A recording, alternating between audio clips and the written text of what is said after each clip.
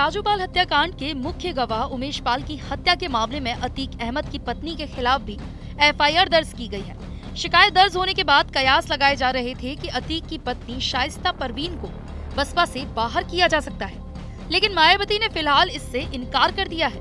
बसपा प्रमुख ने कहा है कि अगर अतीक अहमद की पत्नी शाइस्ता परवीन इस मामले में दोषी साबित होती हैं, तो उन्हें पार्टी से निष्कासित कर दिया जाएगा। मायावती ने ट्वीट कर कहा, प्रयागराज में राजूपाल की वर्षों पहले हुई हत्या के मुकदमे का अहम गवाह अधिवक्ता उमेश पाल और उनके गनर की हत्या के मामले में अतीक अहमद के लड़के और उनकी पत्नी के ऊपर एफआईआर दर्ज किए जाने की भी सूचना प्रकाशित हुई है। बीएसपी ने इसका गंभीरता से संज्ञान लेते हुए ये निर्णय लिया है कि इस मामले में चल रही जांच में इनके दोषी साबित होते ही शाइस्ता परवीन पत्नी अतीक अहमद को पार्टी से जरूर निष्कासित कर दिया जाएगा। इतना ही नहीं, उन्होंने आगे कहा कि ये बात भी सर्वविदित है कि अतीक अहमद भी समाजवादी पार्टी का ही प्रोडक्ट है। इस पार्टी से वो एमपी और एमएलए आदि भी रहा है तथा अब राजूपाल की पत्नी भी बीएसपी से सपा में चली गई है, जिस पार्टी को वो मुख्य दोषी ठहराती थी। अतः इसकी आड़ में कोई भी राजनीति करना ठीक नहीं। ये भी विदित है कि किसी भी अपराध की सजा बीएसपी द्वारा उनके परिवार व समाज की किसी भी निर्दोष व्यक्ति को नहीं दी जाती है, किंतु ये भी सच है कि पार्टी किसी भी जाति व धर्म के आपराधिक तत्व को बढ़ावा भी नहीं देती है। मायावती के बयान पर बसपा विधायक उमाशंकर सिंह ने कहा है कि मायावती के ट्वीट का यही मायना है कि बसपा में किसी भी बाहुबली विचारधारा की जगह नहीं है।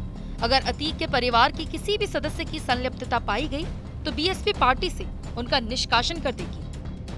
आपको याद होगा कि जब सुश्री मायावती जी मुख्यमंत्री थी और एक हमारे खुद बसपा के सांसद पे आरोप लगा और पुलिस उनको गिरफ्तार करने से डर रही थी, बच रही थी। अब आप अंदाजा लगाइए कि उस मेंबर ऑफ पार्लियामेंट को बहन जी ने अपने 5KD आवास पे बुला करके लखनऊ पुलिस अधीक्षक को बुलाया और कहा कि इसे अरेस्ट करके ले जाओ बंद। तो ये बहुजन समाज पार्टी की नीति है, उसमें अपना पराया किसी के साथ भेदभाव नहीं है।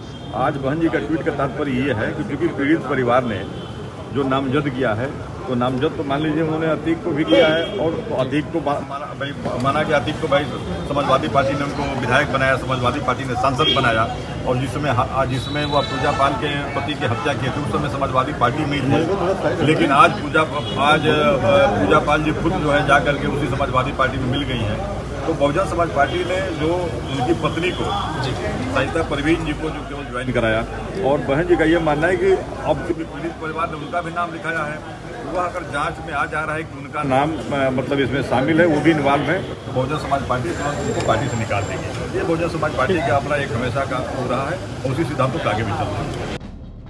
आपको बता दें कि इससे पहले अखिलेश यादव ने कहा था कि अतीक को बीएसपी पनाह दे रही है। इस पर उमाशंकर ने कहा कि उन्होंने ही अतीक को विधायक और सांसद बनाया था और अब बातें कर रहे हैं। दरअसल आपको बता दें कि उमेश पाल प्रयागराज के धूमनगंज इलाके के रहने वाले थे, वहीं से पढ़ाई हुई थी। ग्रेजुएशन करने के बाद वकालत भी की।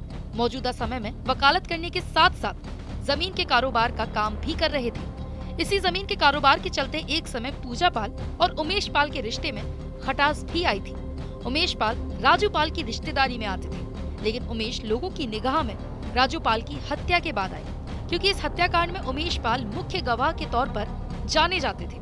ऐसा कहा जाता है कि बाहुबली अतीक अहमद और अतीक के छोटे भाई खालिद अजीम उर्फ अशरफ और उनके कई साथियों पर राजूपाल के हत्या का इल्जाम लगा था, जिसकी सीबीआई जांच कर रही है। राजूपाल हत्याकांड से जुड़े होने की वजह से उमेश पाल को कई बार जान से मारने की धमकी भी मिली थी, जिसका आरोप अतीक अहमद पर ही लगता रहा।